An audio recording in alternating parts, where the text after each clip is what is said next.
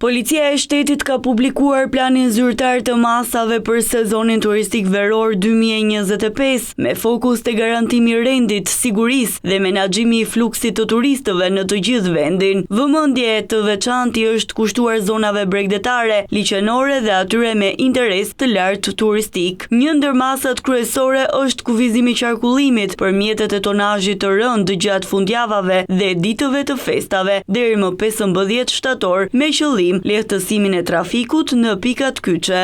Masat e planifikuara përfshin patrullime me biçikleta dhe dronë në plazhe për të garantuar sigurinë e pushuesve, po ashtu dronët do të përdoren nga shërbimet policore për kontrollin e perimetrit të sigurisë në plazhe, si dhe për evidentimin dhe ndëshkimin e shkeljeve rrugore. Rritje të kontrolleve kufitare, shtim të sporteleve dhe monitorim të përforcuar të kufirit të gjelbër dhe blu. Prani 24 ore e policisë rrugore në akset më të frekuentuara, zbatim strikt të orarit të muzikës dhe monitorimi ndotjes akustike me pajisje speciale, operacion një plazh i lirë për lirimin e hapësirave publike të zaptuara në mënyrë të palishme, si edhe kontrolle ndaj mjeteve lundruese për të parandaluar lundrimet e rrezikshme dhe shkeljet në det. Ndërkohë, në zonat bregdetare do të aplikohet shërbimi 12 orësh i policisë, ndërsa drejtorive vendore u janë vënë në dispozicion forca shtesë për përballimin e fluksit.